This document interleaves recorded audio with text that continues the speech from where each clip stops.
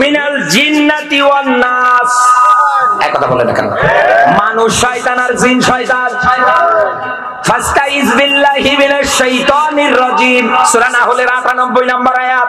আল্লাহ শেখাচ্ছেন তুই শয়তান থেকে আমার কাছে পানাহ চা। এই কিতাব পাঠ করার আগে আমি আল্লাহ তোকে শয়তান থেকে বাঁচাবো।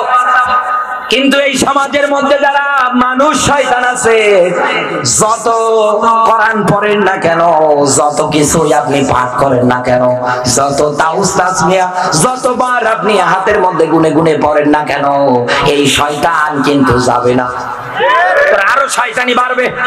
কথা বলে দেখেন, ইসলামী নিয়ম নীতির বিরুদ্ধে, আল্লাহর আইনের বিরুদ্ধে আরো বেশি শয়তানি করবে। বাংলাদেশে এখন হাজার হাজার মানুষ এই কাতারে।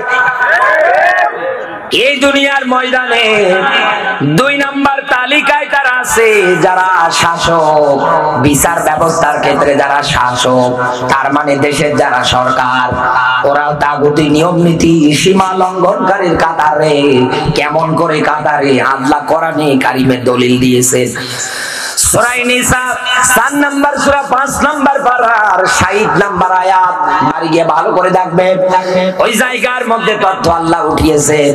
অধিকাংশ মানুষ শাসক হওয়ার পরে তারা আল্লাহর আইন, আল্লাহর নিয়ম নীতিগুলো পরিবর্তন করে দিতে চায়। তারা অমান্য করে, অপরকেও তারা মানতে পছন্দ দেয় না। শাসক যারা আছে এই দুনিয়ার ময়দানে, তারা আল্লাহর আইনের বিরুদ্ধাচরণ করবে, আল্লাহর নিয়ম নীতির বিরুদ্ধাচরণ করবে। আমার আল্লাহ পাক বলেন এরা ২ নাম্বার কাতার বন্দী। ৩ নাম্বারে এই দুনিয়ার ময়দানে বিচার করার ক্ষেত্রে আর আল্লাহর আইন, আল্লাহর নিয়ম নীতি দিয়ে দেয় না, তখন ওর বন্ধু কিন্তু, অভিভাবক কিন্তু শয়তান। শয়তান যে ওর বন্ধু, এবার দলিল কয়। আল্লাহ পাক বলেন আমাল্লাম ইয়াহকুম বিমা আনজালাল্লাহু ফাউলাইকা হুমুল কাফিরুন।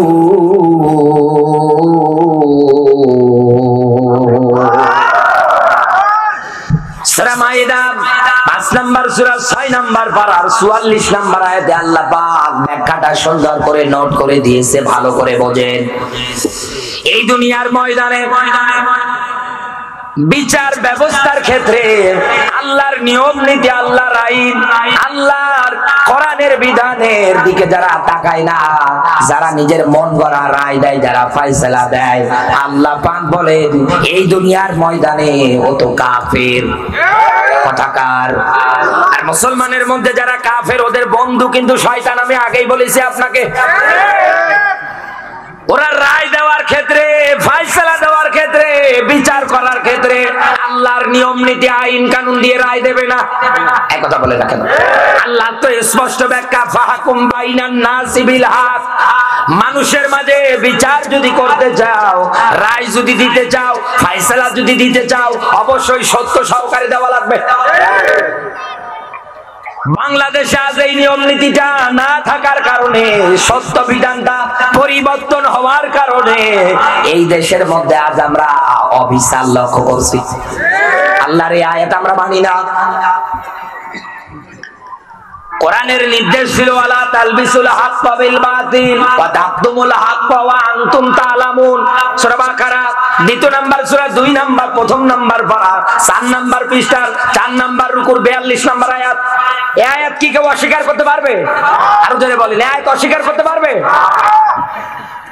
দেখেন ভাই, আমার দায়িত্ব স্পষ্ট ভাবে জাতির সামনে প্রচার করা। কারণ কোরআন প্রচার করতে গেলে সোজাসুজি ভাবে টেরা বেঁকে চলবে না, যা কোরআনে আছে ওইটাই বলা লাগবে। নিজের বাবা মন খারাপ করলে কোনো কিছু করার নেই, কারণ হেদায়েত আমার হাতে না। হেদায়েত কার হাতে? আমার দায়িত্ব স্পষ্ট ভাবে প্রচার করা। আমি অ্যাডভার্টাইজ করছি কোরআন এবং হাদিসের স্পষ্ট ভাবে, কারণ হেদায়েত তো আমার হাতে না। নবীজিকে পর্যন্ত আল্লাহ জানিয়েছেন, হে নবী ফাযাক্কির ইন্নামা আনতা মুযাক্কির লাস্তা আলাইহিম বিমুসাইতির। নবী আপনার হাতে আমি হেদায়েত দেইনি, হেদায়েত আমার হাতে। কারণ আপনাকে আমি পুলিশ দারোগা করে পাঠাইনি যে মানুষ পেটিয়ে হেদায়েত করা লাগবে। যার ইচ্ছা হয় ও শুনুক, যার ইচ্ছা হয় ও না শুনুক। এই কথা বলেন না কেন? ফাইন্না লাহু জাহান্নাম। ও যদি আমার কাছে পাপিষ্ঠ মুজরিম, আনন্দের চিত্রে গুনাহ করতে করতে ও যদি আমার সামনে উপস্থিত হয়ে যায়, আমি আল্লাহ পাক বলছি ওর ব্যাপারে ওর জায়গা, ওর ঠিকানা, ওর স্থান হবে জাহান্নাম। কথা কার? আরো জোরে বলেন কার? লা ইয়ামুতু ফিহা ওয়ালা ইয়াহইয়া, ও মরবেও না বাঁচবেও না, মরার বাঁচার মধ্যবর্তী স্থানে আল্লাহ ওকে রেখে দেবে। আমার বন্ধুরা ভালো করে বোঝেন, এই দুনিয়ার ময়দানে যারা আল্লাহর রায় দেওয়ার ক্ষেত্রে, বিচার করার ক্ষেত্রে কোরআনের বিধান অনুযায়ী, নিয়ম নীতি অনুযায়ী দুনিয়ায় যারা সত্য সহকারে বিচার করে না, আল্লাহ পাক বলেন ফাউলাইকা হুমুল কাফিরুন, ও তো কাফির, ও তো জালেম, ও তো ফাসিক। সত্য বিধানটা দুনিয়ায় কোন মানুষ যদি মেনে নেয়, আল্লাহর এই সত্য বিধানের পথে কোন মানুষ যদি লড়াই করে, সংগ্রাম করে প্রতিষ্ঠা করার জন্য, আমার আল্লাহ পাক ওর ব্যাপারে তথ্য দিয়েছে। ও যদি জেনে শুনে সত্যটা গোপন না করে দেয়, সত্য জিনিসটাকে মিথ্যার সাথে ও যদি সংমিশ্রণ না করে, আমার আল্লাহর ব্যাখ্যা সুন্দর করে ওর জন্য ব্যাখ্যা।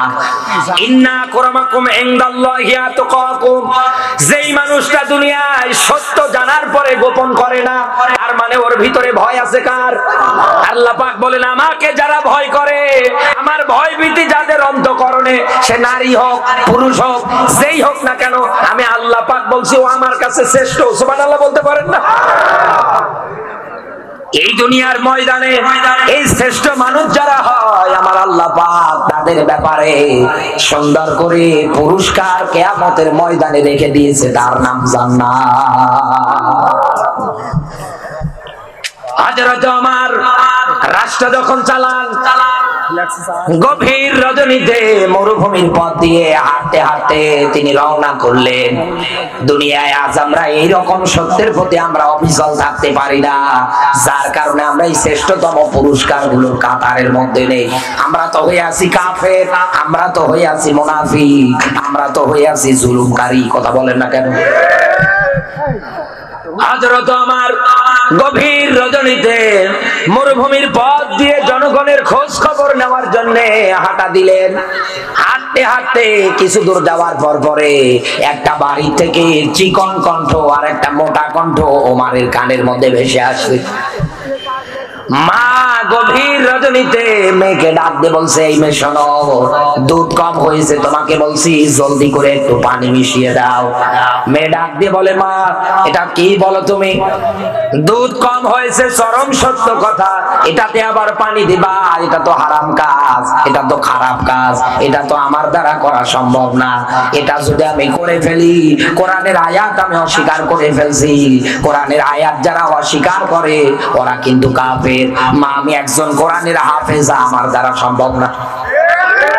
হযরত ওমর মার মেয়ের কথোপকথন গুলো শুনতেছেন।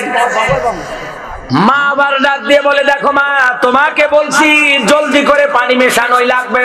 মেয়ে বলছে আমি পারবো না। এরপরে আবার কোরআনের তিলাওয়াত আয়াত করে ডাক দিয়ে বলছে, লা তাখুযুহু সিনাতুন ওয়ালা নাওম। ও মা, আল্লাহকে ভয় করো, আল্লাহ কিন্তু ঘুমায় না, তন্দ্রা নিদ্রা কোনোটাই কিন্তু তাকে স্পর্শ করতে পারছে না। তিনি কিন্তু সব কিছু দেখতেছেন। এত কিছু ব্যাখ্যা দেওয়ার পরেও মেয়ের মা মানছে না, না পানি দেয়াই লাগবে। হযরত ওমর কথোপকথন শোনার পর পরে দরজায় করত চিহ্ন দিয়ে রাজ দরবারে ফিরলেন। গভীর রজনীতে সন্তান আব্দুল্লাহকে কাছে ডাকলেন, ডাক দিয়ে বললেন, বাবা বয়স, তোমার তো বয়স হয়ে গিয়েছে বিয়ে করার, আমি তোমার কাছে একটা বিয়ের প্রস্তাব এনেছি, তুমি কি রাজি আছো? আব্দুল্লাহ ডাক দিয়ে বলে, বাবা তুমি যে বিয়ের প্রস্তাব নিয়ে এসেছো, অবশ্যই অবশ্যই এটাতে আমি রাজি হয়ে গেলাম। আর আপনি এমন সন্তান জন্ম দিয়েছেন, আজকে বাড়ি যান, যাওয়ার পর পরে সন্তানকে কাছে ডাকেন, মেয়ে হোক আর ছেলে হোক, যেই হোক না কেন, কাছে ডাকার পরে ডাক দিয়ে বলেন, এই মা, এ বাবা, তোদের জন্য একটা ভালো ছেলে দেখলাম, একটা ভালো মেয়ে দেখলাম, বিয়ে দিতে চাই। আগেই বলবে বাবা, সেই 5 বছর ধরে শেফালির সঙ্গে রিলেশন, ওর কি হবে? ও যে রাস্তায় কাঁদবে। এক কথা বলেন না। আজ আমরা সন্তানগুলো সঠিক কায়দায় বানাতে পারি না, শুধু জন্ম দিয়েই যায়। হযরত ওমরের সন্তান ডাক দিয়ে বললেন, বাবা যেটাতে তুমি রাজি আমিও তো ওইটাতে রাজি, কোনো অসুবিধা নেই। পুলিশ বাহিনী যারা আছে তাদেরকে ডাক দিয়ে বললেন, মা আর মেয়েকে আমার কাছে ডেকে নিয়ে আসো। মা আর মেয়ে সকালবেলা ওমরের সামনে হাজির। হযরত ওমর ডাক দিয়ে বলেন, বুড়িমা তোমার কাছে একটা প্রস্তাব রাখবো বলে আশা করছি। বুড়ি ডাক দিয়ে বলে, খলিফা আমার কাছে প্রস্তাব, কি প্রস্তাব রাখবেন বলেন। ডাক দিয়ে বললেন, বুড়িমা তোমার এই মেয়েটার সঙ্গে আমার ছেলে আব্দুল্লাহর আমি বিয়ে দিতে চাই। বুড়ি মহিলা বলছে, আলহামদুলিল্লাহ। আনন্দে আত্মহারা। কি গো? ওমর ডাক দিয়ে বলছেন, হে মা এত আনন্দ করছো কারণ কি? ডাক দিয়ে বলে, খলিফা আমার বিশ্বাসে হচ্ছে না, আমি একজন গোয়ালিনী, দুধ বিক্রি করে খাই, আর আপনি দেশের প্রেসিডেন্ট, আপনার ছেলের সঙ্গে আমার মেয়ের বিয়ে, এত আনন্দের খবর, এই জন্য আসতেছি। বুড়ি মহিলাকে ওমর ডাক দিয়ে বললেন, মা বড় আনন্দ হয়? বলে, হ্যাঁ। এতই যদি তোমার আনন্দ হয়, এবার তুমি আমাকে বলো তোমার এই মেয়েটাকে কেন তুমি রাতের বেলা বারবার দুধে পানি মেশাতে বলছিলে, বলো। এবার তোর জিহ্বায় সুতরাং কার সামনে পড়ে গিয়েছে? একথা বলে দেখেন, একটা মদ খাওয়া ব্যক্তিও যদি ওমরকে দেখতো ওর মাতলামি দূর হয়ে যেত। ছোট্ট সন্তানেরা যদি কান্না করতো, মায়েরা মাঝে মাঝে বলতো, বাবা কাঁদিস না, ওই যে ওমর আসতেছে, আসলে পরে কিন্তু খবর আছে, দুধের শিশু পর্যন্ত চুপ হয়ে যেত। যে রাস্তা দিয়ে যেত 40 দিন পর্যন্ত কোন শয়তান যাওয়ার সাহস পেত না। এই মানুষের সামনে বুড়ি মনে মনে ভাবছে, আল্লাহ আজকে আমি শেষ। হযরত ওমর বুড়ি মহিলার দিকে তাকিয়ে ডাক দিয়ে বলছেন, মা টেনশন করো না, তোমার এই মেয়েটাকে আমার ঘরের পুত্রবধূ বানাতে যাচ্ছি একটা মাত্র কারণে, কারণ তোমার এই মেয়েটার অন্তঃকরণে যার ভয় আছে, ওই ভয়টার দিকে তাকিয়ে আমি শুধু পুত্রবধূ বানাতে চাই। সম্মানিত এখানে যারা মা বাবা বসে আছেন, পিতা বসে আছেন, নবীজির হাদিস, যদি আপনি আপনার সন্তান ছেলেটাকে আপনি বিয়ে দিতে চান, অবশ্যই প্রথম নাম্বারে দেখবেন মেয়েটার সুন্দরী কিনা, 2 নাম্বারে দেখবেন মেয়েটার বংশ পরিচয়, 3 নাম্বারে দেখবেন মেয়েটার সম্পদশালী কিনা, 4 নাম্বারে বিয়ে করার ক্ষেত্রে, বিয়ে দেওয়ার ক্ষেত্রে দেখবেন এই মেয়েটার অন্তঃকরণে আল্লাহর ভয় ভীতি তাকওয়া আছে কিনা। যেগুলো না দেখার কারণে আপনার ছেলের সঙ্গে এমন জনের বিয়ে দিয়ে দেন 6 মাসে সংসার থেকে না গলায় দড়ি দিয়ে মারা যায়। এই কথা বলে, স্ত্রীর অত্যাচারে কত যুবক পর্যন্ত রেল লাইনে গিয়ে জীবন পর্যন্ত দেয়। আপনি তো কোরআনের বিধানে নিয়ম নীতিগুলো মানেন না। হযরত ওমর স্পষ্ট ভাবে ডাক দিয়ে বললেন, মা শুধু এই সত্য জিনিসটাকে তোমার মেয়ে আঁকড়ে ধরেছে কার ভয়ে? আরো জোরে বলেন। গোয়ালিনীর ঘর থেকে ওই সময়ের প্রেসিডেন্টের ছেলের বউ, ইন্না আকরামাকুম ইনদাল্লাহি আতকাকুম, এটাই তার প্রমাণ। আজ আমরা এইরকম সত্য বিধান মানার ক্ষেত্রে, রায় দেওয়ার ক্ষেত্রে, বিচার করার ক্ষেত্রে আমরা পারছি না, যার কারণে সব জায়গার মধ্যে আজ নিরপরাধ মানুষগুলো অন্যায় অবিচারের স্টিমগুলো তাদের উপরে একটার পর একটা চালিয়ে যাচ্ছে, আর আমরা বসে বসে তামাশা দেখছি। আমরা বসে বসে কে কার গীবত করা যায়, কে কার পরনিন্দা করা যায়, কে ভালো কে মন্দ, এগুলো একাধারে বর্ণনা করে দেয়। কেন আমার দিনী ভাই ওকে একটু বাঁচানো যায় না, ওর পাশে দাঁড়ানো যায় না? না, আমার বন্ধুরা জুলুমকারীর কাতারে, সীমা লঙ্ঘনকারীর কাতারে বলতেছিলাম, এই দুনিয়ার ময়দানে 3 নম্বরে যারা বিচার করার ক্ষেত্রে কোরআনের আইন অনুযায়ী রায় দেয় না, ফয়সালা দেয় না, এরা কিন্তু আল্লাহর ভাষায় কাফের, আর এদের বন্ধু কিন্তু শয়তান। তার মানে এরা তাগুতি নিয়ম নীতির উপরেই প্রতিষ্ঠিত হয়ে আছে। 4 নাম্বার পয়েন্টটা বলছি, এটা আমাদের সমাজে সবচাইতে বেশি জরুরি। এই সমাজের মধ্যে সবচাইতে জরুরি 4 নাম্বার যে পয়েন্ট, সেটা হচ্ছে গণক জাদুকর। একথা বলে দেখেন, গণক জাদুকরে দেশে নেই। রাস্তায় যান, গিয়ে দেখবেন কত জায়গায় পোস্টার মেরে দিয়েছে, স্বামী স্ত্রীর অমিল, প্রেম ভালোবাসায় ব্যর্থতা। একথা বলে দেখেন। একাধারে এইরকম হাজারো পোস্টার হাজারো জায়গায় সুন্দর করে দেখবেন লাগিয়ে লাগিয়ে দিয়ে দিয়েছে। লোকজন না বোঝার কারণে তাদের কাছে চলে যায়, আস্তে আস্তে করে তারা ঈমান হারা হয়ে যায়। এদের কাছে যে যাওয়া যাবে না, এদের কাছে যারা যায় ওরা শয়তানি নিয়ম নীতিটাকে মেনে নেয়। এই ব্যাপারে আমার আল্লাহ সূরা আনামের 59 নম্বর আয়াতে সুন্দর করে ব্যাখ্যা করেছে। আমরা আজকের পর থেকে ক্লিয়ার হয়ে গেলাম, কোন মানুষ আর ওই জায়গায় আমরা যাব। আর সরে বলেন, যদি যান আপনি কিন্তু ঈমান হারা হয়ে যাবেন, কোনদিন আপনি আর ঈমান পাবেন না। এরপর পরে তালিকায় আছে তারা এই দুনিয়ার ময়দানে পীর ফকির সন্ন্যাসী বিভিন্ন জায়গায় পাওয়া যায়। এই কথা বলে না কেন? এবার একটা কোরআনের ছোট্ট তথ্য বলছি, ভালো করে বোঝেন। আল্লাহ পাক বলেন, ওয়ালা তাত্তাবিউ মিন দুনিহি আউলিয়া কলিলাম মা তাযাক্কারুন। ওয়ালা, এই ওয়ালা শব্দটা কোরআনের যত জায়গায় দেখবেন, ওয়ালা তাকরাবা হাযিহিস সাজারা, এরকম আয়াত আছে না? এরকম কোরআনের যত জায়গায় আপনি ওয়ালা শব্দ পাবেন, তত জায়গায় আল্লাহ নিজে ধমক দিয়ে বলছেন, খবরদার। কথাকার আল্লাহ বলেন, খবরদার, যাস না, অনুসরণ করিস না। এই দুনিয়ার ময়দানে যারা মাজার তৈরি করে তাদের ব্যবসাটাকে জমজমাট করার জন্য বিভিন্ন জায়গায় বিভিন্ন আসর বিভিন্ন নিয়ম নীতি তৈরি করে নিয়েছে, কারণ ওরা ভালো করে জানে এই দুনিয়ার ময়দানে যদি বাঁচতে হয়, পেট যদি ভুঁড়ি বাড়াতে হয়, এরকম মাজার বানানো লাগবে। ঈমান হারা হয়ে যায় মানুষ। শাহজালাল যত এরকম হক্কানি পীর আছে, একজন কি বলে গিয়েছে আমি মরার পরে মাজার বানাও? এই বলেন না কেন? জান কোন কারণে? একজনও তো বলেনি যে আমি মারা গেলে পরে এই জমিনের ময়দানে আমাকে কবর দিয়ে তোমরা মাজার বানাও করে ব্যবসা করে খাও। একজনও তো বলেনি, বরং তাদের এক হাতে ছিল আল্লাহর কোরআন, ঘোষণা দিয়েছিল ইবাদত হবে আল্লাহর, আর তাগুত বর্জন করা লাগবে। এটাই তাদের মূল হাতিয়ার। গরু ছাগল নিয়ে যাওয়া লাগবে, বউ নিয়ে যাওয়া লাগবে খেদমতের জন্য, এ নিয়ে যাওয়া লাগবে, ও নিয়ে যাওয়া লাগবে, হাতিয়া তহফা টাকা পয়সা নিয়ে যাবে। কে বলেছে আপনাকে? আল্লাহ পাক বলেন, আমার আফসোস হয় আমি নিষেধ করলাম অনুসরণ করার ক্ষেত্রে, তারপরেও স্বল্প সংখ্যক মানুষ দেখি আমার এই ব্যাখ্যা, আমার এই ওয়াজ, আমার এই বয়ান মেনে নেয়, আর অধিকাংশ মানুষগুলো ওই জায়গায় গিয়ে ঈমান হারা হয়ে যায়।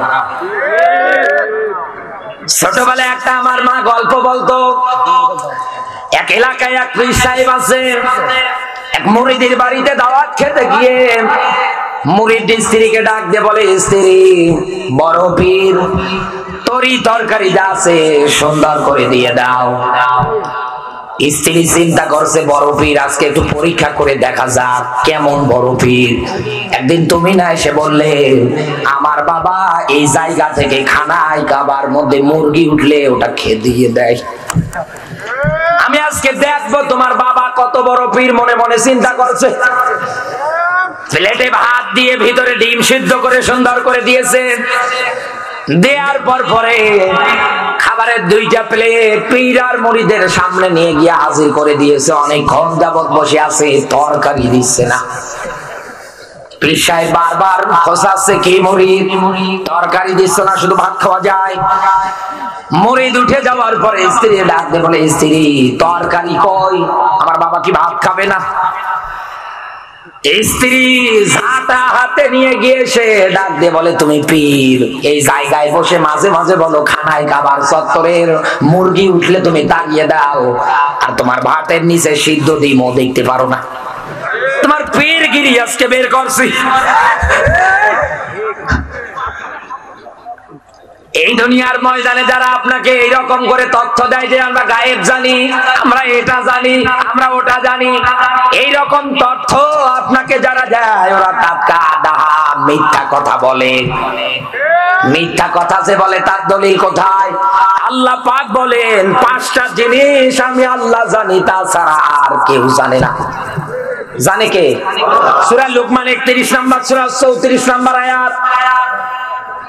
1 নম্বরে কিয়ামত কবে হবে জানে কে? আরো জোরে বলেন। হে নবী, আপনাকে যদি এসে বলে কিয়ামত কবে হবে, নবী আপনি বলেন এই ব্যাপারে আল্লাহ জানে। কারণ মানুষের জ্ঞানের ব্যাপারে আমার আল্লাহ ব্যাখ্যা দিয়েছে, ওমা উতিতুম মিনাল ইলমি ইল্লা কলিলা। মানুষের জ্ঞান অধিক স্বল্প। ব্যাখ্যাকার সাহাবীরা শোনার পরে ডাক দিয়ে বলে, হে নবী, জ্ঞান আবার স্বল্প, আল্লাহ এত কম পরিমাণ জ্ঞান বলতে কি বোঝালেন? নবীজি ডাক দিয়ে বলেন, সাহাবীরা, বড় সমুদ্রের মাঝে ছোট্ট একটা পাখি যদি পানি উঠাতে যায় তার ঠোঁট দিয়ে, সে কি পরিপূর্ণভাবে ঠোঁট ভর্তি করে পানি উঠাতে পারছে? সাহাবীরা এক বাক্যে বলে, হুজুর না, অনুপরিমাণ পানি হয়তো তারা উঠাতে পারবে। আল্লাহর নবী ডাক দিয়ে বললেন, সাহাবীরা, এই দুনিয়ার ময়দানে মানুষকে আল্লাহ ওর চাইতেও ক্ষুদ্রতম জ্ঞান দান করেছেন। ওমা উতিতুম মিনাল ইলমি ইল্লা কলিলা। মানুষকে স্বল্প পরিমাণ জ্ঞান দিয়েছে কে? 5টা জিনিসের 1 নম্বরে, হে নবী, যদি বলে কিয়ামত হবে কবে, বলেন এই ব্যাপারে আল্লাহ ভালো জানে। 2 নম্বরে, হে নবী, এই দুনিয়ার ময়দানে বৃষ্টি হবে কবে, কখন, কোন জায়গায়, কোন পরিস্থিতিতে ঝড় বৃষ্টি হবে জানে কে? 3 নম্বরে, মায়ের পেটের ভিতরে কি আছে, লেডিস না জন্ডিস জানে কে? এদেশে আজ অধিকাংশ ডাক্তার বলে দেয়। যুবক মানুষ বিয়ে করার পরে বউ নিয়ে যায় ডায়াগনস্টিক সেন্টারে, কথা বলে না কেন? কোন কুকুরকে কোনদিন কি দেখেছেন গিয়ে বলেছে আমার পেটটা একটু দেখো তো, লেডিস না জন্ডিস? ওদের 5টা 6টা করে দেয়। সম্মানিত মায়েরা যারা আছেন, একটা কুকুরের ভরসা আল্লাহর প্রতি যদি এত বেশি থাকে, আপনি না আশরাফুল মাখলুকাত দাবি করেন? আমরা এতদিন যাবত ভুল একটা ব্যাখ্যা শুনে আসছিলাম, সৃষ্টির মধ্যে সবাইকে আমরা একাধারে আশরাফুল মাখলুকাত, সৃষ্টির সেরা জীব মানুষ বলে চালিয়ে দেই। সূরা বাইয়িনের আয়াত পড়েন। এই জন্য তো আল্লাহ বলেন, আফালা ইয়াতাদাব্বারুনাল কোরআন। কি হলো, তুই কেন কোরআন নিয়ে গবেষণা করিস না? তোর অন্তরে কি তালা ধরলো, মরিচা পড়লো? এ কথা কার? আরো জোরে বলেন, কথা কার? আল্লাহ এই জন্য আপনাকে কোরআন নিয়ে গবেষণা করতে বলেছে। তুই মানুষ বলে যে সৃষ্টির যে রাজি না, তোর বিবেক থাকার পরেও যদি আমার প্রতি ভরসা করতে না পারিস, তোর চোখ দিয়ে নিদর্শন দেখার পরেও যদি তুই আমার উপরে ভরসা করতে না পারিস, তোর কান দিয়ে কর্ণকর দিয়ে শোনার পরেও যদি এই জমিনে তুই আমার প্রতি ভরসা করতে না পারিস, আল্লাহ পাক বলেন, উলাইকা কাল আনআম বাল হুম আদল। তুই তো 4 পাওলা জানোয়ারের চাইতেও খারাপ। 4 পাওলা জানোয়ার কুকুর না? এক কথা বলে না কেন? আল্লাহ বলেন ওই কুকুরের চাইতেও তুই খারাপ। খুব ভালো শোনা যায়। মানুষের চলার ক্ষেত্রে, মানুষের নিয়ম নীতি বিধান আইন কানুনের ক্ষেত্রে মানুষ দেখে না কত নিচে নেমে গিয়েছে। পেটে সন্তান আসলে দৌড়াচ্ছে ডায়াগনস্টিক সেন্টারে 8-10 বার করে। এক কথা বলে না কেন? সম্মানিত মায়েরা যারা আছেন, আমি আহ্বান করে যাচ্ছি, আমার আজকের আলোচনার সাবজেক্টে কিন্তু আপনাদেরকে নিয়েই। আমি যা আয়াত পড়েছি আপনাদের বিষয়ে আজকে আমার ওয়াজ। আমি সামনে এগিয়ে যাচ্ছি ইনশাআল্লাহ। আল্লাহ যেন আমাকে হক কথা বলার তৌফিক দেয়, আপনাদের যেন ধৈর্য দেয়, বলেন আমিন।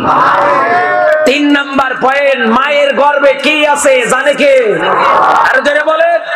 ছেলে দেওয়ারও মালিক আল্লাহ, মেয়ে দেওয়ারও মালিক আল্লাহ। আল্লাহ পাক বলেন, কাউকে আমি ছেলে দেই, কাউকে মেয়ে দেই, আবার কাউকে কিছুই দেই না, বন্ধ করে রেখে দেই। এই ক্ষমতা কার? এই ক্ষমতা কার? 4 নাম্বারে, এই দুনিয়ার ময়দানে মালিক জানে আগামীকাল কোথায় কি অর্জন হবে, আগামীকাল কোথায় কি অর্জন করতে পারবে, আগামীকাল কি হবে জানে কে? আরো জোরে বলেন। এরপর পরে 5 নম্বরে মরণ আপনার কখন কোন জায়গায় হবে একমাত্র জানে কে। ট্রাকের নিচে পড়ে হবে, পানিতে পড়ে হবে, বিদ্যুৎ স্পষ্ট হয়ে হবে, যে কায়দায় আপনার মরণটা থাক না কেন আপনি আমি দুনিয়ার কেউ জানি না, জানে কে। এই দুনিয়ার ময়দানে এরকম 5 প্রকার মানুষ, তারা সীমা লঙ্ঘনকারীর কাতারে। এই দুনিয়ার ময়দানে তারা শয়তানি নিয়ম নীতিটাকে প্রমোট করে যাচ্ছে, একাধারে তারা মেনে যাচ্ছে। আমার আল্লাহ এবার তাদের ব্যাপারে সুন্দর করে ব্যাখ্যা দিয়েছেন। আল্লাহ পাক বলেন, শয়তান তো তাদেরকে হেদায়েতের পথ থেকে জুলুমাতের পথের দিকে ধাবিত করে ফেলবে, শয়তান তো তাদেরকে জুলুমাতের পথের দিকেই নিয়ে যাবে। আল্লাহ পাক বলেন, উলাইকা আসহাবুন নার হুম ফিহা খালিদুন।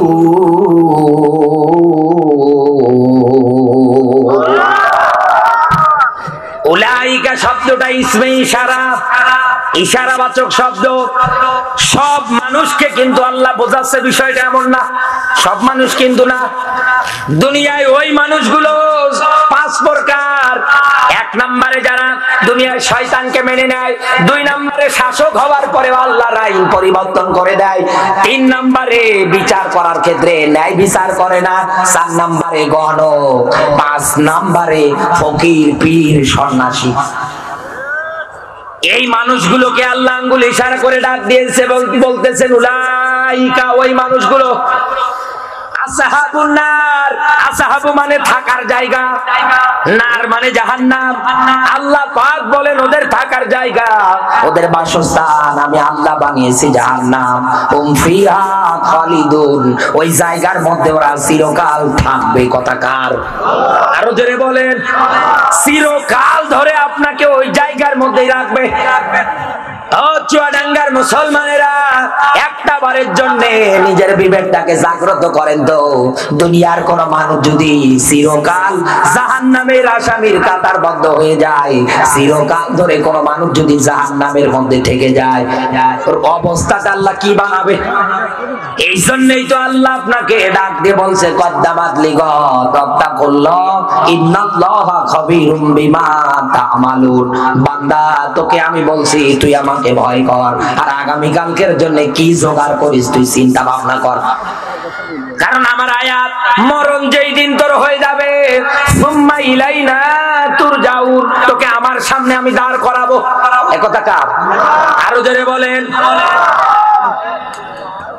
এই দুনিয়ার ময়দানে যারা আল্লাহর নিয়ম নীতি বিধান মানে না, উল্টো যারা এই দুনিয়ার ময়দানে তাগুতি নিয়ম নীতি গুলো মেনে নেয়, এবার তাদের জন্য আল্লাহ 2টা ক্ষতির ব্যাখ্যা উঠিয়েছে। 1 নম্বরে, এই মানুষগুলোকে যতই হেদায়েতের বাণী বক্তব্য দিয়ে উপদেশ দেন না কেন কোনো কাজে আসবে না। একথা কার? আরো জোরে বলেন, একথা কার? হেদায়েতের যত বাণী যত বক্তব্য তাদের কাছে দেন না কেন কোনো কাজে আসবে না। আল্লাহ পাক বলেন, ইন্নাল্লাযীনা কাফারু সাওয়াউন আলাইহিম আ'আনযারতাহুম আম লাম তুনযিরহুম লা ইউমিনুন।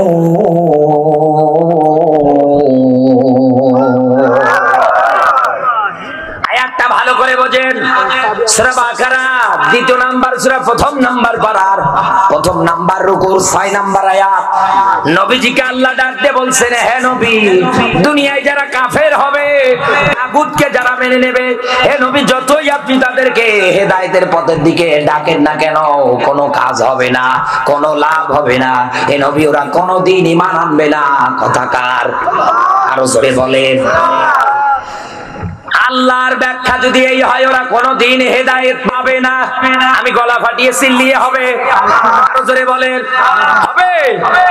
হবে না। এই যে মাহফিলটা নিয়ে যদি উদাহরণ দেই, শুরু থেকে পর্যন্ত জমজমাট একটা মাহফিল, চতুর্দিকে লোকজন, আস্তে আস্তে করে দেখেন অনেক কপাল পোড়া মানুষেরা, হতভাগা মানুষেরা বাড়ি চলে গিয়েছে। যারা বাড়ি দিয়েছে তাদের ব্যাপারে আল্লাহর ব্যাখ্যা রাইদাল মুনাফিকিনা, ওরা মুনাফিক। এই কথা বলে না আল্লাহর ব্যাখ্যা, ওরা স্পষ্ট ব্যাখ্যা, ওরা মুনাফিক। মরেন আপনি মুনাফিক হয়ে মরেন। গোয়াল ভর্তি গরু দরকার নেই, দরকার আছে দ্বীনের জন্য, ইসলামের জন্য 313 জন হলেই যথেষ্ট।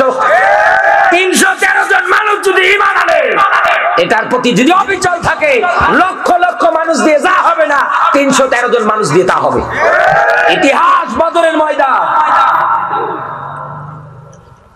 2 নাম্বার পয়েন্ট বলছে, এই দুনিয়ার ময়দানে কোন দিন আমার আল্লাহ পাক তাদেরকে জান্নাতে দেবে না, তাদের ঠিকানা, তাদের জায়গা হবে জাহান্নাম। আল্লাহ পাক বলেন, ওয়াল্লাযীনা কাফারু ওয়া কাযযাবু বিআয়াতিনা উলাইকা আসহাবুন নার হুম ফিহা খালিদুন।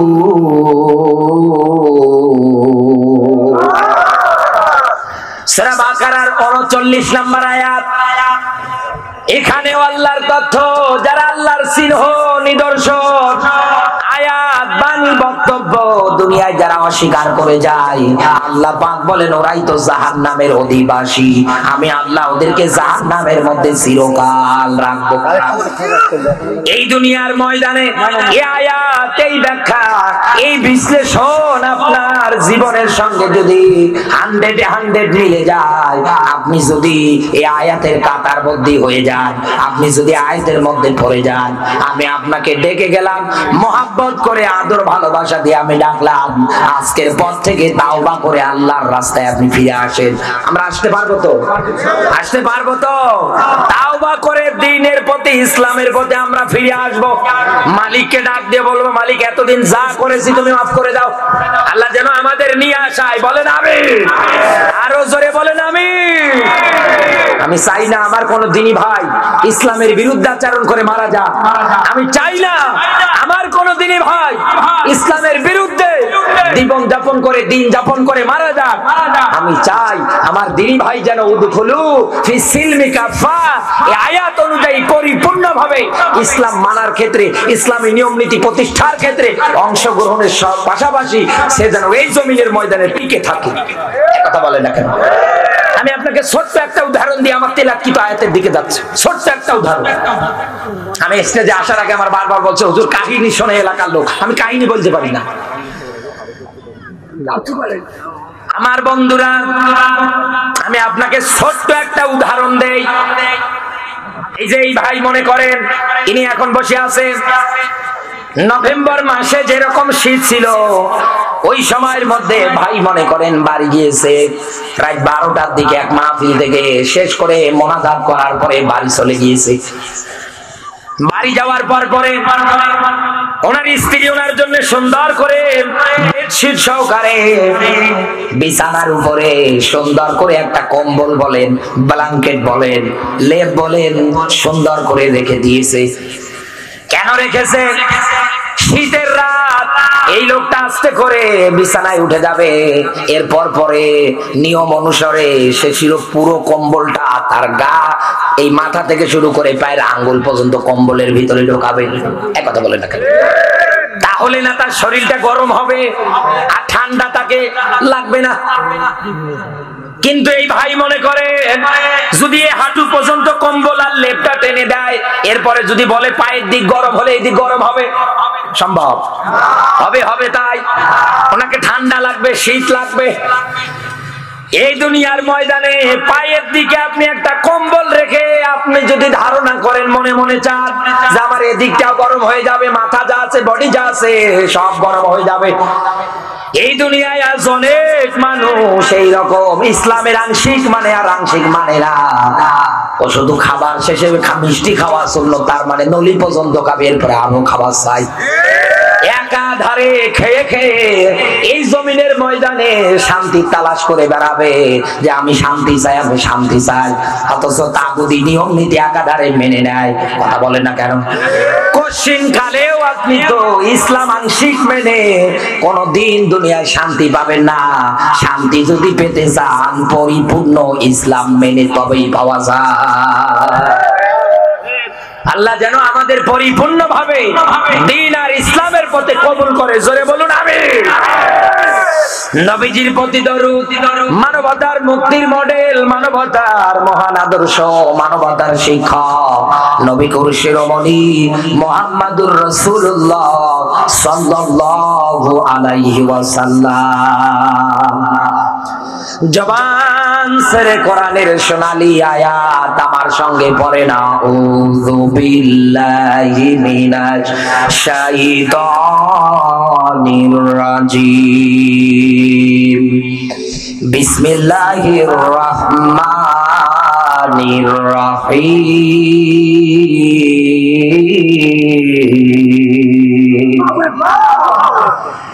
ইন্না কাইদাকুন্না আযীম। বলেন আল্লাহু আকবার। আয়াতটা ভালো করে বাড়ি নিয়ে যাবেন। কুআনফুসাকুম ওয়া আহলিকুম নার, নিজে বাঁচবেন, অধীনস্থ যারা আছে এদেরকেও বাঁচাবেন। বাঁচানোর জন্যই আমি এই আয়াতটা পড়েছি। আমাদের সমাজে এখন সবচাইতে বেশি জরুরি আয়াতটা নিয়ে গবেষণা করা। আমার আজকের আলোচনার সাবজেক্ট সূরা ইউসুফের 28 নম্বর আয়াত থেকে নির্ধারণ করলাম মেয়েদের চক্রান্ত বড়ই ভয়ঙ্কর। এক কথা বলেন না কেন? মেয়েদের চক্রান্ত বড়ই, আরো জোরে বলেন, বড়ই ভয়ঙ্কর। এই জামানার মধ্যে এখন সব জায়গার ক্ষেত্রে, সব স্থানের ক্ষেত্রে মেয়েরা আছে না নেই? শুধু দুই জায়গায় নেই। এক মসজিদের ইমামতিতে, 2 নম্বরে ফায়ার সার্ভিসের চাকরিতে। এই দুই জায়গার মধ্যে মেয়েদের কর্তৃত্ব নেতৃত্ব চলে না। কারণ মায়েরা আগুন জ্বালাতে পারে, নেভাতে পারে না। আগুন জ্বলে, আরো কেরোসিন ঢালছে। সম্মানিত মায়েরা যারা আছেন, আমি আপনাকে আখিরাতের খোরাক দিয়ে যাচ্ছি। বিশ্ব নবীর কাছে সাহাবী আসার পরে নবীজিকে ডাক দিয়ে বলছেন, হে নবী, মা বাবা বেঁচে আছে আমার, এই বেঁচে থাকাকালীন অবস্থায় হকদার কে বেশি আমার প্রতি? নবীজি বললেন, উম্মুকা, তোমার মা। এরপরে নবীজি আবার বললেন, তোমার মা। এরপরে নবীজি আবার বললেন, তোমার মা। চতুর্থবার নবীজি গিয়ে বাবার ব্যাখ্যা দিলেন। ও মা, ও বোনেরা যারা বসে আছেন, ইসলাম 3 গুণ সম্মান আপনাদের এই হাদিস অনুযায়ী বাড়িয়ে দিয়েছে। এত সম্মান বাড়ানোর পরেও সম্মানিত মায়েরা যারা আছেন, আপনাদের ব্যাপারে আল্লাহর তথ্য যদি এই হয়, মেয়েদের চক্রান্ত বড় ভয়ঙ্কর, এই ব্যাখ্যা যদি আল্লাহ দেয়, তাহলে আপনারা কি করতে পারেন? এবার ব্যাখ্যায় যাওয়া যাক। ইউসুফ আলাইহিস সালাতু ওয়াস সালাম দ্বীনের একজন নবী, দ্বীনের একজন দায়ী ছিলেন। আল্লাহর পক্ষ থেকে তিনি একজন নবী ছিলেন, এটা আমরা সবাই জানি। ভাইরা চক্রান্ত করে তাকে যখন কূপের মধ্যে ফালিয়ে দিলেন, ওই জায়গা থেকে একদল বণিক ব্যবসায়ী দল কূপ থেকে উঠিয়ে তাকে নিয়ে চলে গেলেন মিশরে। আজিজে মিশরের কাছে তাকে বিক্রি করে দিলেন। আজিজে মিশর টাকা পয়সা দিয়ে ক্রয় করে জুলাইখার কাছে নিয়ে গিয়ে ডাক দিয়ে বলে, জুলাইখা, এত সুন্দর একটা ফুটফুটে সুন্দর একটা যুবককে তোমার সামনে আজকে নিয়ে আসলাম। এত সুন্দর চেহারা ছিল তার। জুলাইখার কাছে থাকতে লাগলেন, লালিত পালিত হতে লাগলেন। যৌবন প্রাপ্ত যখন হয়ে গেলেন, জুলাইখা নবী ইউসুফের দিকে কুদৃষ্টিতে তাকায়। একটা পর্যায়ে খারাপ কাজ করার কারণে দরজা জানলা সব বন্ধ করে 7টা দরজায় তালা দিয়ে একটা কামরায় ঢুকিয়েছে। নবী ইউসুফ ওই জায়গার মধ্যে ডাক দিয়ে বলছেন, জুলাইখা, আল্লাহকে ভয় করো, রবকে ভয় করো। জুলাইখা ওই জায়গার মধ্যে সঙ্গে সঙ্গে কাপড় জাতীয় জিনিস দিয়ে মূর্তি ভাস্কর্য যা তৈরি করা ছিল ওইগুলো ঢেকে ঢেকে দিচ্ছিলেন। কারণ জুলাইখার কাছে একটাই মনের চাওয়া, রব বলতে এই মূর্তি, এই ভাস্কর্যগুলো। হযরত ইউসুফ নবী ডাক দিয়ে বললেন, জুলাইখা, ওগুলো তো কিছুই না, তোমার আমার একজন রব আছে, তিনি হচ্ছেন আমার আল্লাহ, তিনি তো সব কিছু দেখতেছেন। সংক্ষেপ করে বলছি, হযরত ইউসুফ আলাইহিস সালামকে ওই জায়গা থেকে আমার আল্লাহ নিজে হেফাজত করে ডাক দিয়ে বলছেন, হে নবী ইউসুফ, শুরু দৌড়ান। নবী ইউসুফ সামনের দিকে দৌড়াতে আরম্ভ শুরু করলেন। যত দৌড় দিচ্ছে, একটা একটা দরজার তালাগুলো সব খুলে খুলে যাচ্ছে। নবী ইউসুফ সামনের দিকে দৌড়াতে শুরু করছে। যত দৌড়ায় তত দরজা খুলে যায়। জুলাইখাও পিছন থেকে নবী ইউসুফকে ধরার জন্য দৌড়াচ্ছে। পিছে পিছে দৌড়াতে দৌড়াতে জুলাইখা নবী ইউসুফকে ধরার জন্য পিছন দিক থেকে দিয়েছে থাবা। যখন এই থাবা দিয়েছে, পিঠের উপরে হাতটা লেগেছে। হাতটা লাগার সঙ্গে সঙ্গে নবী ইউসুফের পিছন দিক থেকে জামাটা ছিঁড়ে গিয়েছে। সর্বশেষ যে দরজাটা, এটা যখন খুলে গিয়েছে, জুলাইখা পিছনে, নবী ইউসুফ সামনে, আর সামনে আজিজে মিশর এবার দাঁড়িয়ে গিয়েছে। জুলাইখা তাকিয়ে দেখছে, সর্বনাশ, আমার স্বামী আজিজে মিশর। সঙ্গে সঙ্গে ওই জায়গার মধ্যে কান্নার ভান করছে। চোখের পানিগুলো ছেড়ে কান্নার অভিনয় ভান করে করে ডাক দিয়ে বলছে, স্বামী আমার, সেই ছোট্ট থেকে ওরে লালিত পালিত করে আজকে এত বড় করলাম, অথচ আজকে আমার দিকে ও কুদৃষ্টি দেয়। নবী ইউসুফ ওই জায়গার মধ্যে অবাক দৃষ্টিতে তাকিয়ে আছে, একই কাণ্ড। নবী ইউসুফ ওই জায়গার মধ্যে কথা বলার মতো কোন পরিস্থিতি তার নেই, কারণ জুলাইখা ওই সময় আজিজে মিশরের স্ত্রী। এই কথা বলে না কেন? তার বিরুদ্ধে নবী ইউসুফ ওই জায়গায় উপযুক্ত প্রমাণ ছাড়া কোনো কথা বলতে পারবে? খাটবে ওই জায়গায়। নবী ইউসুফ মনে মনে মালিককে ডাকছেন। জুলাইখা ওই জায়গার মধ্যে রূপে গুণে সুন্দরী নারীদের মধ্যে এক নাম্বারে। আজিজে মিশরের স্ত্রী, এটা আবার প্লাস পয়েন্ট। এর মধ্যে আবার কান্নার ভাব যদি সামনের দিক দিয়ে সেরাই, তাহলে দোষী হবে নবী ইউসুফ। আজিজে মিশর সঙ্গে সঙ্গে নবী ইউসুফের দিকে তাকিয়ে দেখছে, জামাটা তো পিছন দিক দিয়ে সেরা। সঙ্গে সঙ্গে আয়াত এর ব্যাখ্যা যেটা, অনুবাদ যেটা, এটা তার জবান দিয়ে তিনি বলে ফেললেন, জুলাইখা, তোমার রূপে গুণে কান্নায় ছলনায় আমি মগ্ন হয়ে গিয়েছিলাম। আসলে মেয়েদের চক্রান্ত যে এত ভয়ঙ্কর হয় আগে বুঝতাম না। 14ই ফেব্রুয়ারি পালন করে যারা মজা মারছেন, আনন্দে আছেন, আনন্দে চিত্রে যারা প্রেমিকার সাথে এখনো মোবাইল ফোনে কথা বলেন, যুবক ভাই, তোমাকে আমি বলছি, যে পার্কে যেখানেই যাও না কেন, পুলিশ প্রশাসন কোনদিন যদি অ্যাটাক করে ফেলে, ওই যাকে তুমি কলিজার টুকরা বলো, পরাণের পরাণ বলো, ওই পরিস্থিতিতে ও যদি বলে, স্যার আমি আসতে চালাম না, আমার জোর করে নিয়ে এসেছি, পুলিশ তোর পাশে, এটা তোমার কি হবে?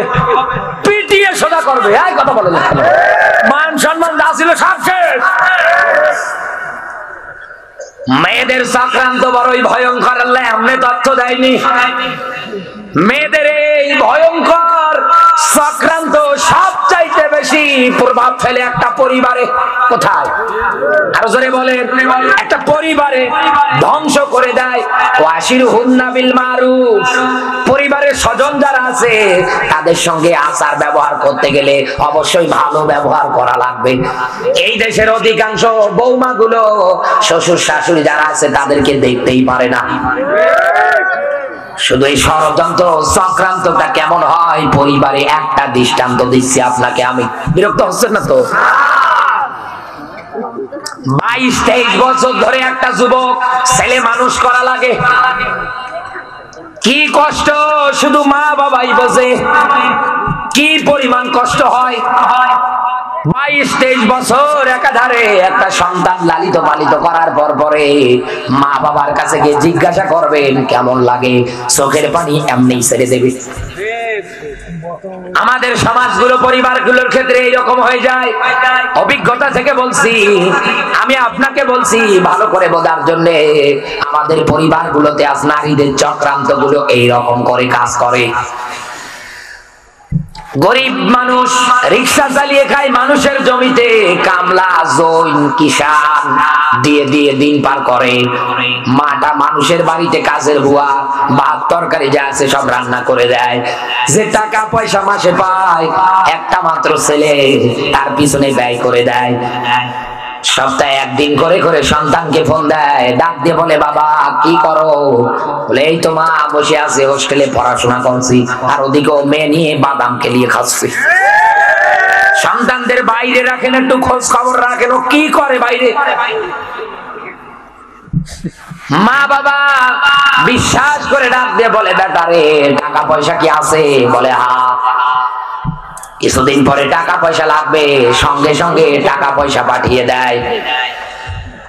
মা মানুষের বাড়িতে কাজ করে, বাবা মানুষের জমিতে কামলা দিয়ে সন্তানকে এরকম করে অনার্স মাস্টার্স কমপ্লিট করিয়ে ফেলায়। অনার্স মাস্টার্স কমপ্লিট হওয়ার পরে রেজাল্ট যদি ভালো হয়, ভালো একটা চাকরিও পেয়ে যায়। ভালো একটা চাকরি যখন পেয়ে যায়, তখন এই ছেলেটা দেখা যায় বিবাহ করার ক্ষেত্রে পরিবার সম্মতিতে বিয়ে হয়, আবার দেখা যায় একাও নিজে বিয়ে করে ফেলে। চুয়াডাঙ্গাবাসী ভালো করে বোঝেন, মা বাবা এক জায়গায় হয়ে, মেয়ের মা বাবা এক জায়গায় হয়ে, দুইটা পরিবার এক জায়গায় হয়ে বিয়ে হয়, আর একটা হাত ধরে পালিয়ে গিয়ে হয়। মনে করেন পরিবারের সম্মতিতেই বিয়ে হয়ে গেল। ছেলেটা শহরে চাকরি করে, চুয়াডাঙ্গা শহরে থাকে, আর বউটা রেখেছে মা বাবার কাছে। ও মনে করে আমার মা বাবা এতদিন কষ্ট করে করে আমারে লালিত পালিত করলো, আমার স্ত্রী রান্না করবে, আমি টাকা পাঠিয়ে দেবো ভালো ভালো খাবার, তিনটা মানুষ বাড়িতে খাবে দাবে আর দিব্যি ইবাদত বন্দেগীতে দিন কাটাবে। অধিকাংশ যুবক ছেলের কিন্তু এইটাই চাওয়া থাকে শেষ বয়সে গিয়ে। প্রতিষ্ঠিত হওয়ার পরে এইটাই চাওয়া থাকে তার। 6 মাস 1 বছর যেতে না যেতে তাকালে দেখতে পাওয়া যায় এই বউ কে বাধ্য করে ওর মা আর ওর বড় বোন বারবার ফুসলাচ্ছে ফোন দিয়ে, কি গো ওই জায়গায় পড়ে থাকবা? তোমার স্বামী যেখানে তুমি ওই জায়গায় থাকবা? তুমি কেন ওর মা বাবার পা ধরে টানাটানি করবা? তুমি কেন ওর মা বাবার গোসলের জন্য গরম পানি করে দিবা? কি দরকার? স্বামী যেখানে ওখানে থাকো তুমি, ওরা মারা যাক। মা বোনের এই কুপরামর্শ শোনার পরে মুরগিতে একটু ধান খায়, এই নিয়ে ঝগড়া।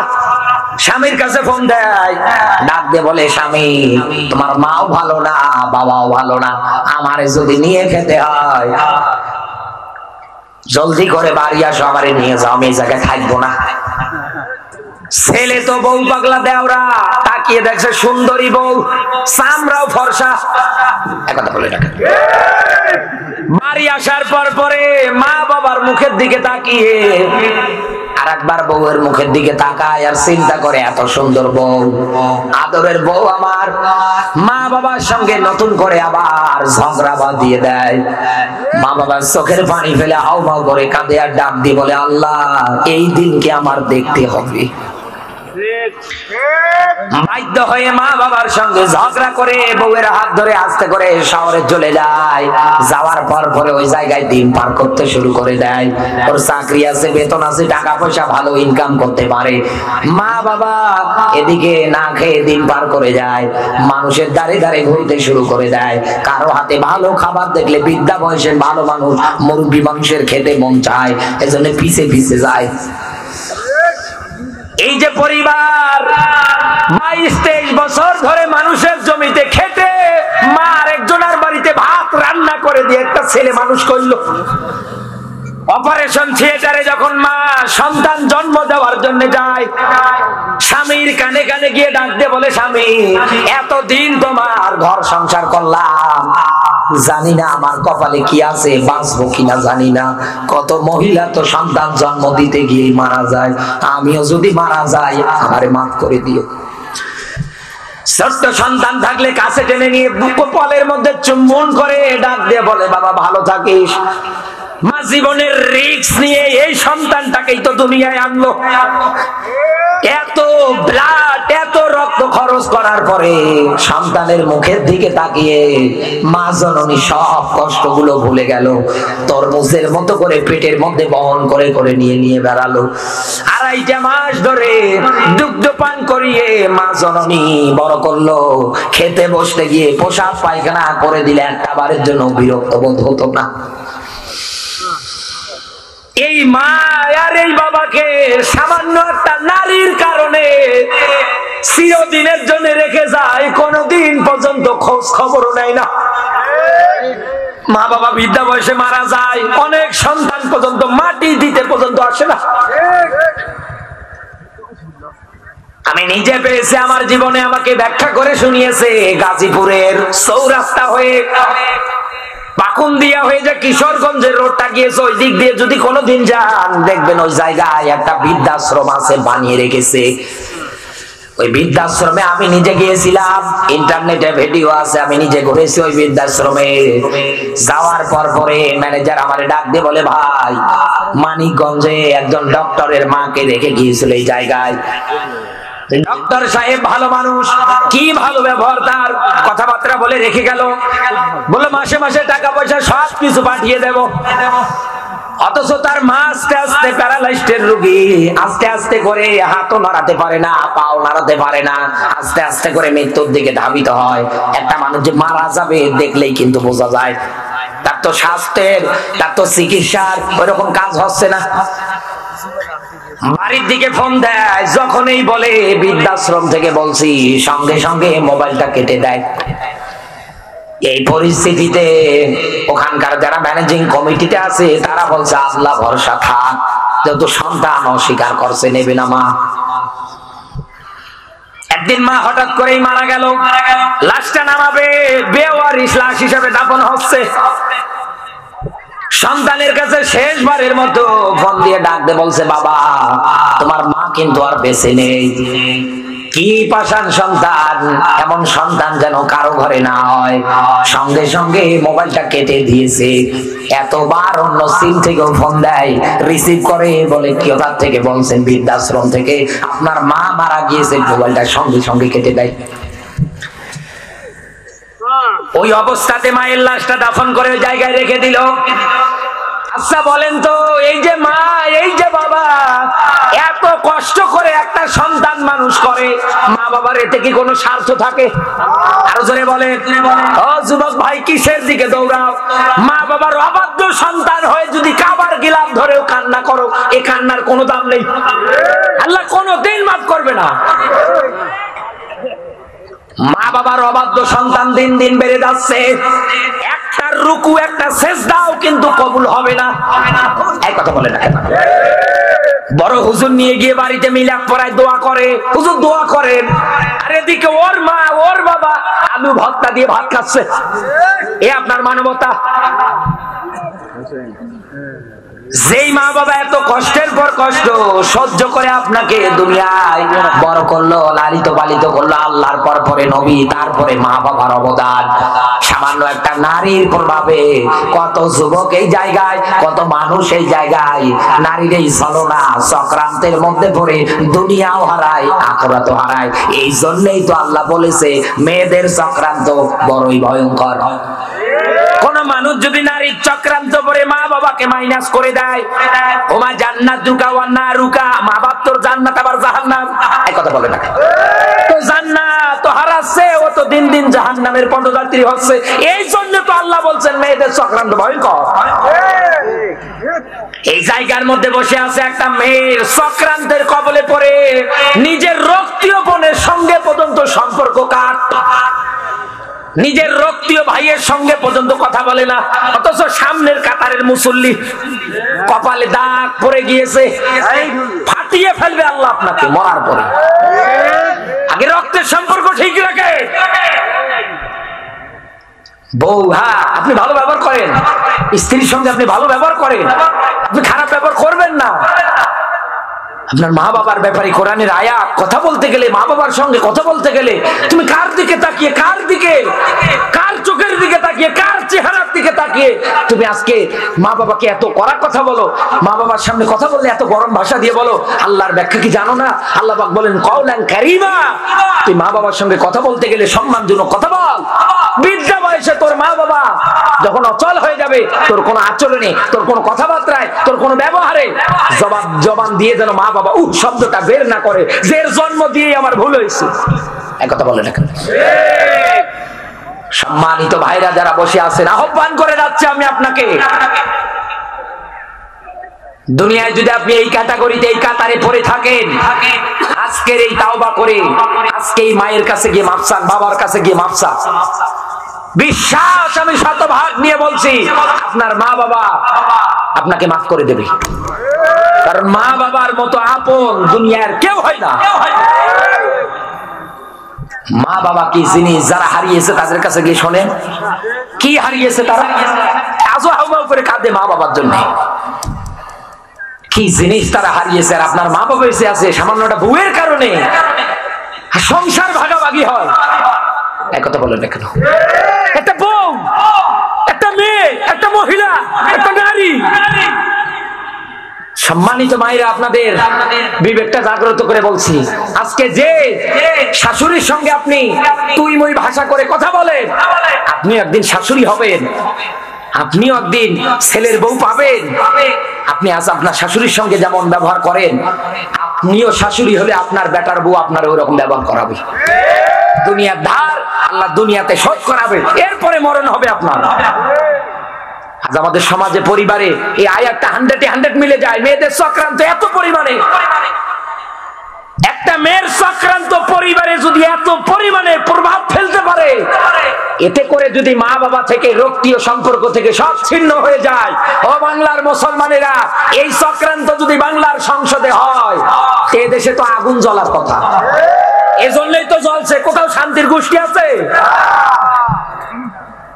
দুইজন মারামারি করছে দুই দিক থেকে, কোন মায়ের বেটা, কোন বাবার বেটা, কোন আলেম আজ পর্যন্ত বলতে পারবে না ইসলামে মেয়েদের নেতৃত্ব শাসন মানা জায়েজ আছে। বলতে পারবে? বলতে পারবে? বলতে পারবে? আল্লাহ রেড সিগন্যাল তাদের ব্যাপারে, অকরনা ফি বুয়ুতিকুন্না, হে নারীরা রাস্তা দিয়ে চলার ক্ষেত্রে খবরদার, রং তামাশা, বেপরদা হয়ে, উলঙ্গপনা হয়ে রাস্তায় চলাচল করো না। যান আজকে চুয়াডাঙ্গা শহরে যান, গিয়ে দেখেন কি অবস্থা, ইমান নিয়ে বাড়ি আসতে পারেন কিনা দেখেন। শুধু চুয়াডাঙ্গা না, আমার নীলফামারীতে যান, বাংলার 64টা জেলায় যান, বাংলাদেশের এমন এমন জায়গায় এমন এমন স্পট তৈরি করে আছে যে জায়গাগুলোতে আজকে যান, আপনি ইমান নিয়ে বাড়ি আসতে পারবেন না। এক কথা বলেন না কেন? অথচ আল্লাহর নবী বললেন, আমাকে তোমরা দুইটা জিনিসের গ্যারান্টি দাও, আমি নবী তোমাদের জান্নাতের গ্যারান্টি দিয়ে দেবো। এক নম্বরে জবানের হেফাজত, দুই নম্বরে লজ্জাস্থানের হেফাজত। আছে? আশা করে আছে আমি জান্নাতে যাব, নানির বাড়ির মোয়ানা একটা খেয়েছি, নানি মজা লেগেছে, আর একটা দাও, ভালো লাগছে। একই জান্নাত? একই জান্নাত? কোশ্চিন কালেও আপনি আল্লাহর জান্নাতে যেতে পারবেন না, যেখানে মেয়েদের ব্যাপারে আল্লাহর আয়াত এইরকম। একটা পরিবার যদি ভেঙে চুরমার করে দিতে পারে, খান খান করে দিতে পারে, এগুলো যদি সমাজে, এগুলো যদি রাষ্ট্রে আছে, একটা সমাজে যে একটা মহিলা মেম্বার হয়, একটা মহিলা যে পদপ্রার্থী হয়, ওর কোনো কাজ আছে? কোনো কাজ নেই, কোন দিক দিয়ে কোনো কাজ নেই। আন্দাজ। আল্লাহ পাক এর কাছে দোয়া করি, আল্লাহ যেন এই নিয়ম নীতির অবসান ঘটিয়ে কোরআন হাদিসের বাংলাদেশ আমাদের যেন উপহার দান করে। বলেন আমিন। আরো জোরে বলেন আমিন। আমরা চেষ্টা করে যাব, এই জমিনের কামলা আমরা, খলিফা আমরা, এই জমিনে আল্লাহ আমাদের পাঠিয়েছে, আমরা চেষ্টা করে যাব আল্লাহ পাক যেন নারীদের সকল চক্রান্ত, সকল কুমন্ত্রণা থেকে আমাদেরকে যেন হেফাজত করে। বলেন আমিন। আরো জোরে বলেন আমিন। আমি কিন্তু কাউকে টার্গেট করে, ইন্ডিকেট করে কোনো কথা বলিনি, আমি কোরআন আয়াত থেকে আপনাকে ব্যাখ্যা করে বলেছি। আবার নিজের দিকে টান দিয়ে নেবেন হবে না। হবে? হবে? আমি কারো বিরুদ্ধে বলেছি? সম্মানিত মায়েরা যারা আছেন, আমি আরো গভীর ভাবে আপনাদেরকে আয়াতটা নিয়ে গবেষণা করার জন্য আহ্বান করে যাচ্ছি। চিন্তা ভাবনা করে জীবনটা চালা, আমি আহ্বান করে গেলাম গভীর ভাবে এই আয়াতের ব্যাখ্যা সুন্দর করে দেখবেন। সূরা ইউসুফের 28 নম্বর আয়াত। এত মর্যাদা, এত কিছু দেওয়ার পরে আল্লাহ আপনাদের ব্যাপারে এই তথ্য দিলেন। আল্লাহ পাক আমার মা বোনগুলোকে দ্বীনের জন্য, ইসলামের জন্য যেন কবুল করে নেয়। জোরে বলুন আমিন, আরো জোরে বলেন আমিন। সম্মানিত মায়েরা যারা আছেন, আপনাদের জন্য 6টা সাজ আল্লাহ হারাম করে দিয়েছে দুনিয়ায়। এদেশের মায়েরা এই 6টা সাজুগুজু সবচেয়ে বেশি করে। তার 1 নম্বরে চুলের মধ্যে কেশ ব্যবহার করে। মানুষের মাথার তৈরি করা চুলের কেশ নারীদের জন্য ব্যবহার করা জায়েজ নেই। জায়েজ আছে? জায়েজ আছে?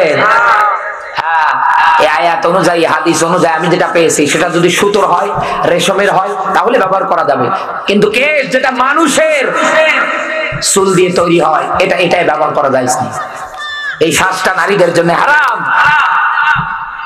2 নম্বরে মায়েরা যারা এসেছেন, অধিকাংশ নারীরা ভুরু প্লাক করে। আছে না নেই? আছে না নেই? ও ভুরু কাটছে গো, রং ধনু বানিয়ে ফেলছে। সম্মানিত মায়েরা যারা আছেন, এই ভুরু প্লাক যারা করেন, আপনি আল্লাহর জান্নাতে যেতে পারবেন না। মুসলিম শরীফের 2125 নম্বর হাদিস, আল্লাহর নবী নিজে ব্যাখ্যা দিয়েছেন, যারা ভুরু প্লাক করে এরা জান্নাতে যেতে পারবে না। এরপর পরে 3 নম্বরে নারীদের জন্য রাস্তাঘাটে চলার ক্ষেত্রে পর্দা আকারে চলা লাগবে, কিন্তু চলার ক্ষেত্রে অধিকাংশ নারীরা পারফিউম ইউজ করে। বিড়ালের সামনে শুটকি মাছের আইন দিয়ে যদি বলেন বিড়াল খবরদার খাবি না, বিড়াল বলবে তোর যত বড় হুজুরে হও না কেন, তোর ফতোয়া আমার সময় নেই, তুমি যাও, খেলাটা আমি শুরু করছি। এই জমিনটা তো এরকম, যেই দেশে পর্দার বিধান থাকবে না, এই দেশে জেনা ব্যভিচার অস্বাভাবিক। কথা বলেন না কেন? যতই মৃত্যুদণ্ড হোক না কেন, যতই কিছু হোক না কেন, তারপরে ওই দেশে কি ধর্ষণ, জেনা ব্যভিচার কমছে না বাড়ছে? বেড়েই যাচ্ছে। আর দেশের বিভিন্ন জায়গায় বিখ্যাত মূর্খ মানুষেরা দায়িত্ব পালন করে গো, কোরআন হাদিসের কোনো জ্ঞান নেই। এই পাবনা বেড়ায় একটা ধর্ষণের বিচার দেখেছিলাম ফেসবুকে, 100 বার কান ধরে উঠবোস করা, এরপরে 5টা জুতোর বাড়ি, এরপরে নাক ছেঁচড়ানো দেওয়া, এটা বিচার। অথচ আল্লাহর কোরআনের কত সুন্দর বিচার। মিয়াতা জালদা, অবিবাহিত অবস্থায় যে যদি জিনা ব্যভিচার করে ওর 100 বেত্রাঘাত মারো। এখানে আলেম যারা আছে জিজ্ঞাসা করে, অবিবাহিত অবস্থায় কেউ যদি এটা করে ওর 100 বেত্রাঘাত। কেউ যদি বিবাহিত অবস্থায় করে, ওরে মাটির গর্ত খনন করে পুঁতে ফেলে, এরপরে পাথর মেরে দুনিয়া থেকে বিদায় করে দাও। মিডিয়া দিয়ে ভিডিও করে প্রচার করে দাও। এদেশের যুবকদের ধর্ষণের ধর নাম মুখে আনতে সাহস হবে না। সম্মানিত মায়েরা যারা আছেন, আপনারা পারফিউম ব্যবহার করবেন না। গান বাজনাওয়ালা নারীরা দেখবেন অধিকাংশ ক্ষেত্রে নাচানাচি করে, তালে তালে পায়ের মধ্যে নুপুর থাকে, নুপুর। নারীরা এই বাজনাওয়ালা নুপুর ব্যবহার করতে পারবে না, এটা আরাম তাদের জন্য। এরপর পরে ট্যাটু করে, অনেক নারীরা ট্যাটু করে। আমাদের দেশের নারীদের তো এখন মডেল হয়ে গিয়েছে পরিমণি, এখন মডেল হয়ে গেছে মাহিয়া মাহি। 4টা 5টা 8টা 10টা স্বামী দিয়েও যাদের হয় না, শুধু 6 মাস। এক কথা বলে না কেন? কি অবস্থা এই বাংলাদেশে! আল্লাহ, আমাদের এই আচরণ, আমাদের এই হালচাল তোমার দেখে যেন রাগ হয়ে না যায়। গভীর রজনী তাহাজ্জুদের সময় তোমার কাছে বলছি মুসাফিরের হালতে আল্লাহ, কারণ তোমার আয়াত আমার জানা আছে, জহরাল ফাসাদু ফিল বাররি ওয়াল বাহরি বিমা কাসাবাত আইদিন নাস। জলে এবং স্থলে যা বিপর্যয় আসে সব মানুষের 2 হাতের কামাই, 2 হাতের কর্মের ফল। আপনারা টেনে নিয়ে আসেন করোনা ভাইরাস, আপনারা টেনে নিয়ে আসেন দুর্যোগ, হাজারো ঘূর্ণিঝড়। এক কথা বলেন না কেন? আমাদের কর্মের ফল এগুলো।